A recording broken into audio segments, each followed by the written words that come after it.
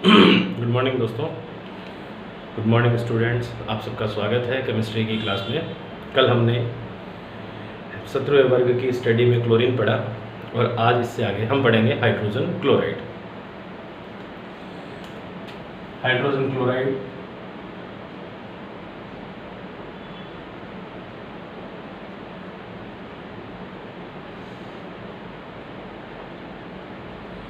General formula HCl होता है, आप जानते हो। सबसे पहले ग्लेबर नाम के वैज्ञानिक ने इसको बनाया लैब में 1648 में। ग्लेबर नाम के वैज्ञानिक ने 48 में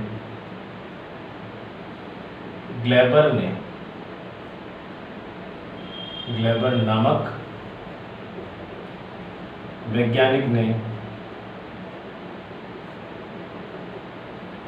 NaCl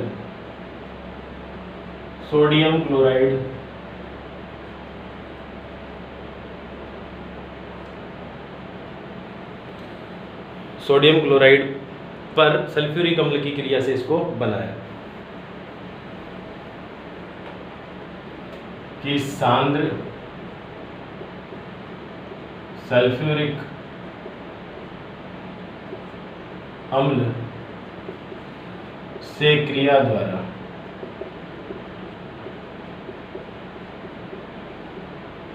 HCl का निर्माण किया।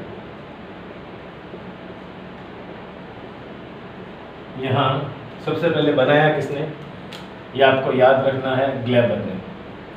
कल क्लोरीन पढ़ाते टाइम मैंने आपको एक सन बताई थी 1810 और एक वैज्ञानिक का नाम बताया था डेवी। यहाँ फिर आता है डेवी। डेवी ने 1810 में बताया, डेवी ने 1810 में ये बात बताई कि ये एक यौगिक है। डेवी ने 1810 में स्पष्ट किया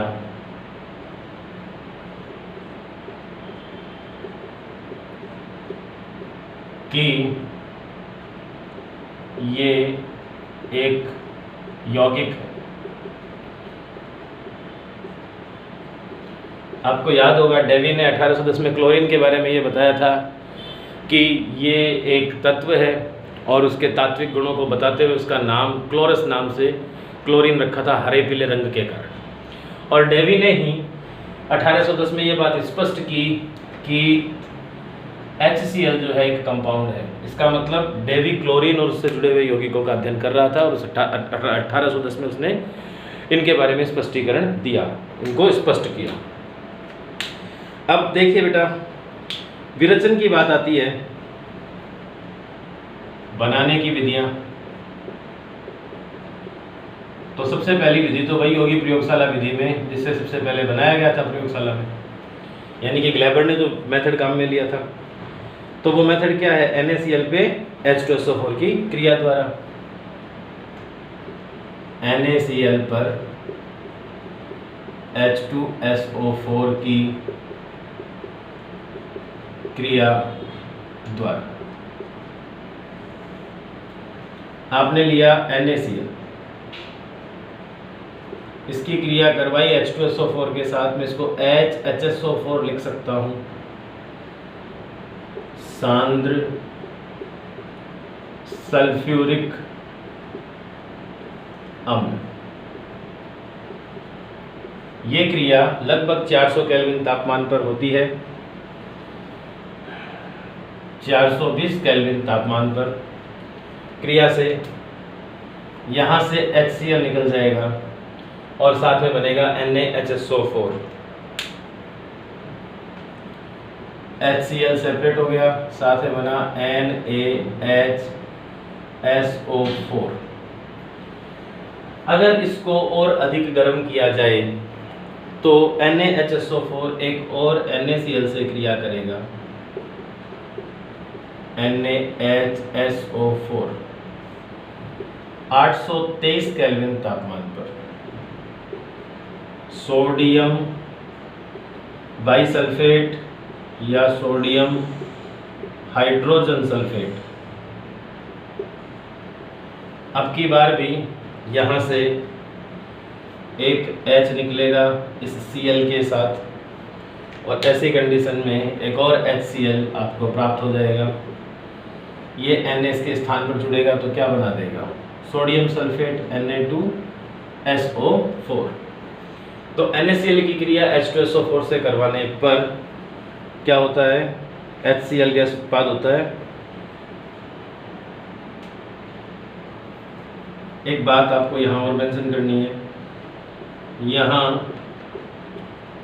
बनी HCl गैस को सांद्र सल्फ्यूरिक अम्ल में से प्रवाहित करने पर शुष्क हाइड्रोजन क्लोराइड प्राप्त होता है। इसका आप स्क्रीनशॉट ले लीजिए बेटा, फिर हम आगे चलते हैं।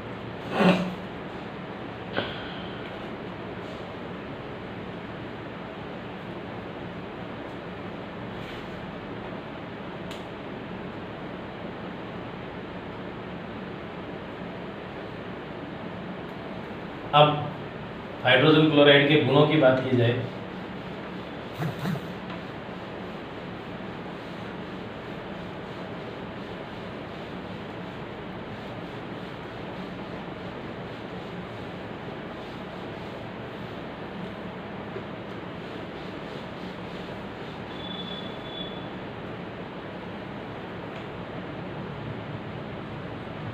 हाइड्रोजन क्लोराइड के गुणों की अगर मैं बात करूं तो ये रंगहीन,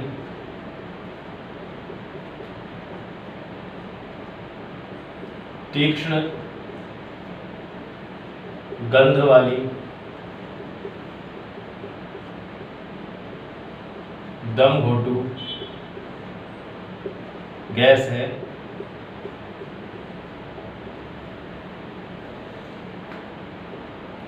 इसे द्रवित करने पर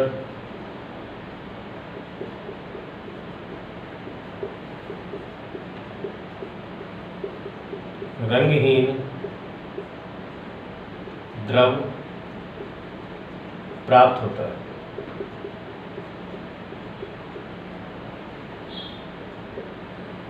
और अधिक ठंडा करने पर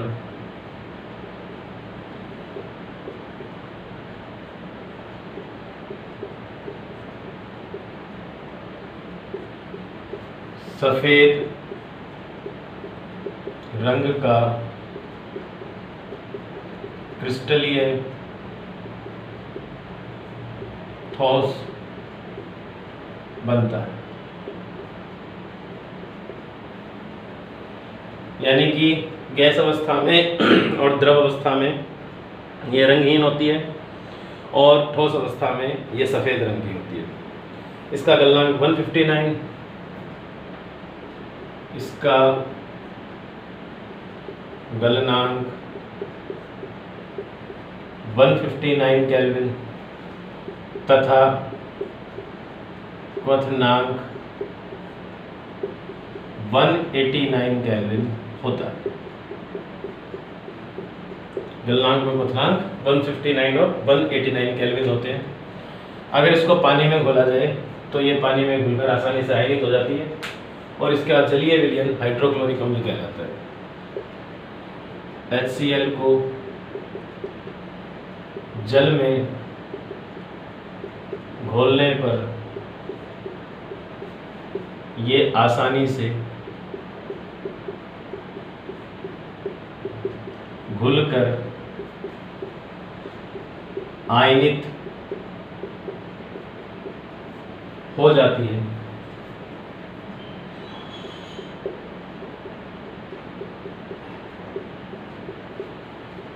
और इसका जलीय विलयन हाइड्रोक्लोरिक अम्ल कहलाता है।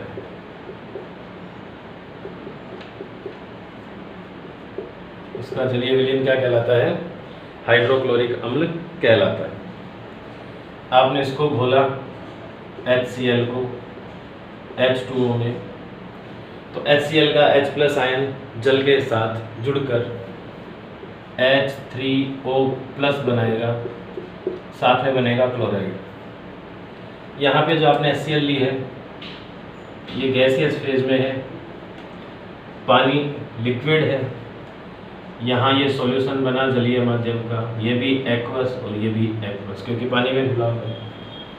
इस क्रिया के लिए अम्ल के वियोजन स्थिरांक का मान 10⁻7 होता है।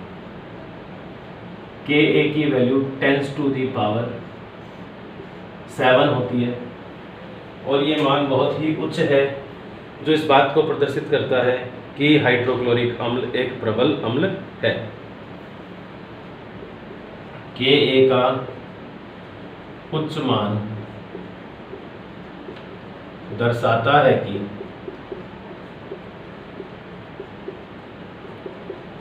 HCl एक प्रबल अम्ल है। वास्तव में मैंने ये थ्योरी को सॉल्व करने के लिए यहाँ HCl लिखा है। हाइड्रोक्लोरिक अम्ल वास्तव में क्या है? H3O++Cl-, यानी कि HCl का जलीय विलयन जो है वो हाइड्रोक्लोरिक अम्ल है। तो बेटे इसका आप स्क्रीनशॉट लीजिए, फिर इससे आगे की बात करते हैं।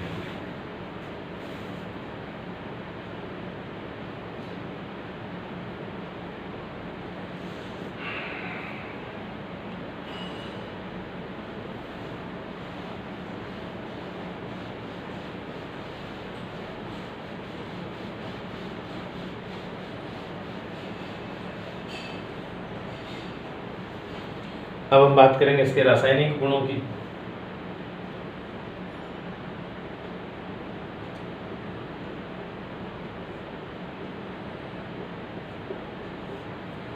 तो पहली बात, तो चूंकि ये अम्ल है, तो अम्ल है तो ये क्षार से क्रिया करके लवण बनाएगा।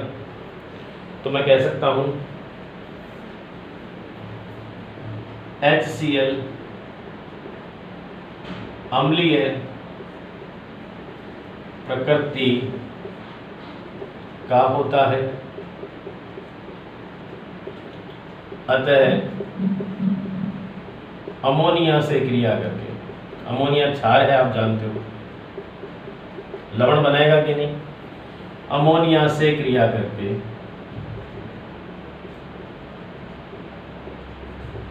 NH4Cl अमोनियम क्लोराइड के श्वेत धूम देता है। बेटे होता क्या है, अगर आपको पता लगाना हो कि किसी सॉल्यूशन में अमोनिया है क्या, तो आप उसके अंदर HCl डाल दो, तो दोनों जब क्रिया करेंगे तो अमोनियम क्लोराइड बनेगा। अमोनियम क्लोराइड होता तो ठोस है, लेकिन उस टाइम पे जब वो बनेगा तब गैस के फेज में बनेगा, फिर उसको ठंडा करने पर वो ठोस बनाता है। तो अमोनियम क्लोराइड जो होता है सफ़ेद रंग का होता है। तो जैसे ही NH3 HCl के साथ रिएक्शन करेगा, NH4Cl के क्या बनाएगा? श्वेत धूम, सफ़ेद रंग का होता है। इस क्रिया का उपयोग अमोनिया की पहचान करने में किया जाता है। ठीक है। इसके अलावा बहुत ही ज़्यादा इम्पोर्टेंट यूज होता है HCl का एक्वा रेजिया के रूप में, लेकिन उन रिएक्शंस को हम बाद में पढ़ेंगे। उससे पहले मैं इसी टाइप की कुछ कॉमन रिएक्शंस आपको बता देता हूँ। सेकेंड रिएक्शन की अगर मैं बात करूँ तो मैं ये कह सकता हूँ कि हाइड्रोक्लोरिक अम्ल दुर्बल अम्लों के लवण का विघटन कर देता है। हाइड्रोक्लोरिक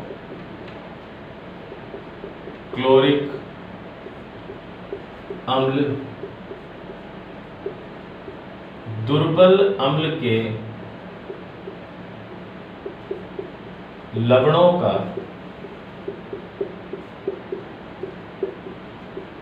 विघटन कर देता है। अब बेटे दुर्बल अम्ल से इन द सेंस, जैसे मैं बात करूं कार्बनिक अम्ल या सल्फ्यूरस अम्ल दुर्बल अम्ल होते हैं। H2CO3 दुर्बल अम्ल है। इससे दो तरीके के लवण बनते हैं। मान लो इसकी क्रिया मैं सोडियम से करवाऊँ या सोडियम हाइड्रोक्साइड से करवाऊँ, तो इसकी क्रिया से दो टाइप के लवण बनेंगे। एक तो बनेगा NaHCO3, एक बनेगा Na2CO3। तो ये लवण है और इस लवण में जिस अम्ल ने भाग लिया वो अम्ल दुर्बल अम्ल है। तो ये हम क्या कह रहे हैं कि हाइड्रोक्लोरिक अम्ल दुर्बल अम्ल के लवणों का विघटन यानी कि इनका विघटन कर देता है। ठीक है ना, इनका क्या कर देता है, विघटन कर देता है। और क्या बना देता है, यहाँ जो धातु है उसका क्लोराइड बना देता है। फॉर एग्जाम्पल मैंने लिया NaHCO3 और इसकी क्रिया करवाई HCl के साथ। रिएक्शन को फोकस करके देखो, यहाँ से CO2 निकाल दो। CO2 निकलने के बाद NaH और एक O यानी कि NaOH बचा। NaOH के साथ अगर HCl क्रिया करता तो HOH जल बन जाता और NaCl बन जाता। तो एक बन गया NaCl, एक बन गया H2O और साथ में निकल गई कार्बन डाइऑक्साइड। सपोज करो कि सोडियम हाइड्रोजन कार्बोनेट या सोडियम बाइकार्बोनेट, कुछ भी बोल सकते हो आप इसको, दोनों में से की जगह मैं क्रिया करवाता सोडियम कार्बोनेट की Na2CO3 और ये HCl से क्रिया करता। तो भी फोकस करो बेटा, यहाँ से CO2 निकाल दो। ये निकल गया CO2, यहाँ बचा Na2O। क्या बचा, Na2O बचा। HCl अब की बार एक के बजाय दो क्रिया करेंगे। ये एक HCl हो गया और एक ये HCl हो गया। यहाँ से आप फोकस करेंगे तो आपको स्पष्ट दिखाई दे जाएगा एक वाटर मॉलिक्यूल निकल रहा है और उसके बाद में NaCl और NaCl बन रहा है। तो 2 मोल्स क्या बन जाएंगे, NaCl प्लस क्या निकल गया साथ में, एक जल का अणु। तो इसका भी विघटन हो गया। मान लो कोई और हम दुर्बल अम्ल का लवण ले लें, कोई और हम दुर्बल अम्ल का लवण ले लें। फॉर एग्जांपल सोडियम सल्फाइड ले लिया, Na2SO3, सोडियम सल्फाइड ले लिया और इस सोडियम सल्फाइड की क्रिया हमने करवा दी किसके साथ, HCl के साथ। यहाँ CO2 निकाला था, यहाँ SO2 निकाल दो। SO2 निकलने के बाद वापस क्या बचा, Na2O। ये तो 2 HCl से क्रिया करेगा, क्या बनाएगा, 2 NaCl और साथ में वाटर मॉलिक्यूल। तो जब ये दुर्बल अम्ल के लवणों से क्रिया करता है तो उनका विघटन कर देता है। इस प्रकार बेटे ये हुई सामान्य अभिक्रियाएं। अब हम क्रिया करेंगे की बात करेंगे अम्लराज की। इसका स्क्रीनशॉट लीजिए आप, फिर मैं बात करता हूँ।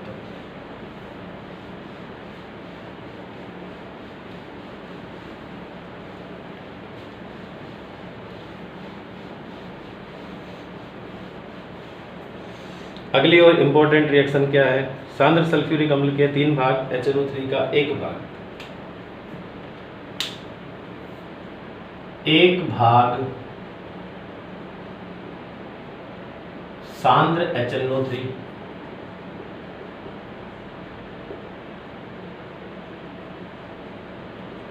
तथा 3 भाग सांद्र HCl का मिश्रण अम्लराज यानी कि एक्वा रेजिया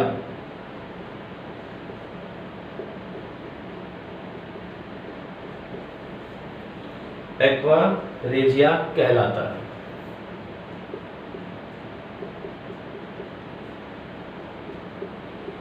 ये उत्कृष्ट धातु जैसे गोल्ड, प्लेटिनम आदि को भी अपने में घोल लेता। बेटा होता क्या है कि जैसे उत्कृष्ट गैसें किसी से क्रिया नहीं करती आसानी से, वैसे ही उत्कृष्ट धातु जो है गोल्ड प्लेटिनम, ये भी किसी से क्रिया नहीं करते, इसीलिए इनके जेवर बनाए जाते हैं, ये कीमती होते हैं। लेकिन अम्लराज एक ऐसा एसिड है जिसके अंदर ये भी घुल जाते हैं, और ये घुलकर जो सॉल्यूशन बनाते हैं उसके अंदर ये गोल्ड और प्लेटिनम उपस्थित होते हैं। जो ज्वेलरी का उद्योग है उसके अंदर इसका उपयोग किया जाता है, सोने को और प्लेटिनम को खोलने के लिए। आप जानते हो कि अगर आपने HNO3 और HCl लिया है 1 भाग और 3 भाग, तो वहाँ से H+ आयन विलयन में आ जाएंगे। H+ आयन के अलावा विलयन में आएंगे नाइट्रेट आयन NO3-, साथ में ही विलयन में आएंगे क्लोराइड आयन यानी कि Cl-। बेटे ये मैंने डायरेक्ट फ्लो लिख दिया, जरूरी नहीं है, आप बाद में भी रिएक्शन बैलेंस कर सकते हो। अब अगर मैं गोल्ड को इसमें डिसॉल्व करूं तो बेटा सोने की संयोजकता 3 होती है, तो AuCl3 एक सॉलिड है गोल्ड क्लोराइड, लेकिन ये अम्लराज के अंदर विलयन के रूप में रहेगा, और विलयन के रूप में रहेगा तो ये एक ऋणायन बनाएगा AuCl4, इस पर माइनस आ जाएगा, तो कितने क्लोराइड चाहिए? 4। AuCl4- के रूप में गोल्ड जो है वो अम्लराज के विलयन में घुला हुआ रहेगा। साथ में यहाँ से NO गैस निकलती है, नाइट्रिक ऑक्साइड, और NO गैस निकलने के बाद यहाँ से बचे हुए 2 ऑक्सीजन इन 4 हाइड्रोजन से क्रिया करके 2 जल के अणु बनाते हैं। इस प्रकार गोल्ड को हमने घोल दिया किसमें? अम्लराज में। ये जो कंपोजिशन है ये कहाँ से आई? ये आई अम्लराज से। अम्लराज के अंदर HCl था जिसके आयनन से H+Cl- बना, HNO3 था जिसके आयनन से H+ और NO3- बना, तो उस विलयन में खूब सारे H+ होंगे, खूब सारे Cl- होंगे और खूब सारे नाइट्रेट आयन होंगे। नाइट्रेट आयन का काम क्या है? NO गैस निकल जाती है, यहाँ उपस्थित ऑक्सीजन विलयन में उपस्थित H को क्रिया करके जल में बदल देती है, और यहाँ उपस्थित क्लोराइड गोल्ड से क्रिया करके कंपाउंड बनाते हैं। ठीक है ना? ऐसे अगर गोल्ड की जगह मैं बात कर लूँ प्लेटिनम की, तो प्लेटिनम जो होता है वो भी अम्लराज में घोलने पर ऐसे ही क्रिया करेगा। यहाँ खाली आपको ये याद रखना है कि जो प्लेटिनम उसकी संयोजकता 4 होती है, लेकिन वो कंपाउंड बनाता है 6 संयोजकता वाला, तो 6 क्लोराइड आयनों के साथ, तो ये बनेगा PtCl6। अब इस पे +4 चार्ज था, इस पे -6 है, तो 2- चार्ज आ जाएगा। हेक्साक्लोरोप्लेटिनेट 4 आयन, यहाँ से वही NO निकलेगी। NO निकलने के बाद जो ऑक्सीजन बचेगा वो हाइड्रोजन से क्रिया करके जल बनाएगा। अगर इस रिएक्शन को आपको संतुलित करना है तो याद रख लो प्लेटिनम 3, यहाँ भी 3 लगा लो। क्लोराइड कितने हो गए? 18 हो गए, आप देख पा रहे हो, तो 18 क्या हो गए? क्लोराइड।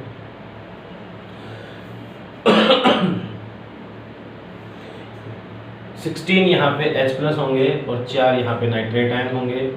16 4 दूनी 8 से क्रिया करके 8 जल के अणु बनाएंगे, और 4 यहाँ से NO निकल जाएंगे। ये होती है रिएक्शन। इस प्रकार HCl और HNO3 के मिश्रण में गोल्ड को और प्लेटिनम को घोला जा सकता है। इसका भी आप स्क्रीनशॉट ले लीजिए बेटा।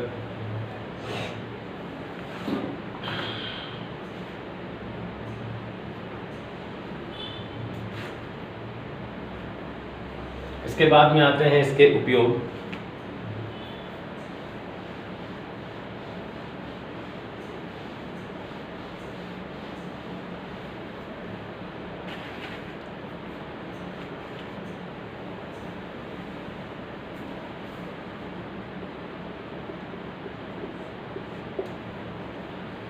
मैं पहले उपयोग की बात करूं तो देखो, क्लोरीन के उत्पादन में, अमोनियम क्लोराइड के उत्पादन में और अन्य स्टार्च के उत्पादन में इसका उपयोग किया जाता है। क्लोरीन, अमोनियम क्लोराइड,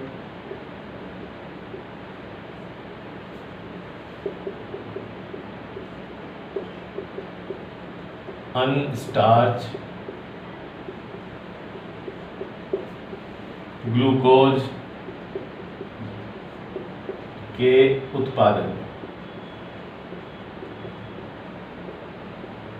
HCl का उपयोग किया जाता है। इसके अलावा HCl का उपयोग किया जाता है अस्थियों में जो सोरेस होता है उसको निकालने में और अस्थि कोयले के शुद्धिकरण में। अस्थियों से सोरेस को निकालने में तथा अस्थि कोयला के शुद्धिकरण, अस्थि कोयला के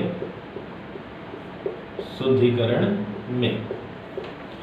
और बेटे नेक्स्ट यूज जो है वो है औषधि में और प्रयोगशाला में अभिकर्मक के रूप में। औषधि उद्योग तथा प्रयोगशाला में अभिकर्मक के रूप में, प्रयोगशाला में अभिकर्मक के रूप में।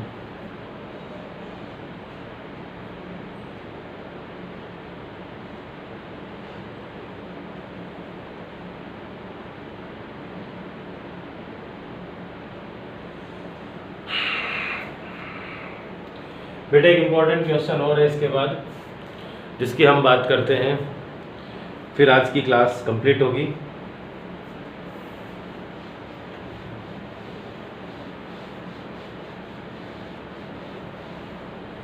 इस क्वेश्चन को भी आप देख लीजिए, आपकी बुक का क्वेश्चन है HCl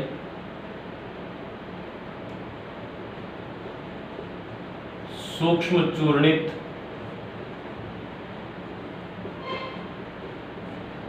लोहे से क्रिया करके फेरस क्लोराइड बनाता है, न कि फेरिक क्लोराइड। क्यों? क्रिया करके फेरस क्लोराइड बनाता है, न कि फेरिक क्लोराइड। क्यों? What is the reason? Answer देखिए बेटा इसका। HCl के अपघटन से हाइड्रोजन गैस बनती है, ठीक है ना, और हाइड्रोजन गैस का मुक्त होना फेरिक क्लोराइड के बनने को रोक देता है।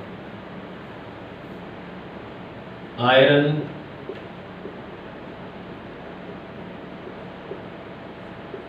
से HCl की क्रिया द्वारा H2 गैस मुक्त होती है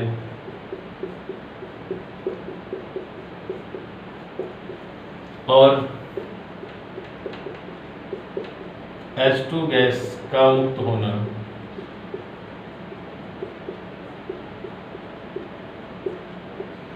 H2 गैस का मुक्त होना FeCl3 के बनने को रोकता है, बनने को रोकता है। ये रीजन है। Fe जब क्रिया करता है 2 मोल्स ऑफ HCl से तो FeCl2 बनता है, साथ में हाइड्रोजन गैस निकल जाती है। ये बेटा आपके सिलेबस का हाइड्रोजन क्लोराइड पूरा। कल हम एक क्लास पढ़ेंगे हैलोजन के ऑक्सी अम्लों की, फिर उससे आगे की बात करेंगे। आज की क्लास में इतना ही। मैंने आपको कल भी बताया था कि 16वें वर्ग का टेस्ट लूँगा। 16वें वर्ग के वीडियोज़ नहीं देखे हैं तो वीडियो देखो, जम के तैयारी करो, मन लगा के पढ़ाई करो। मिलते हैं कल की क्लास में, तब तक के लिए धन्यवाद। Take care, bye.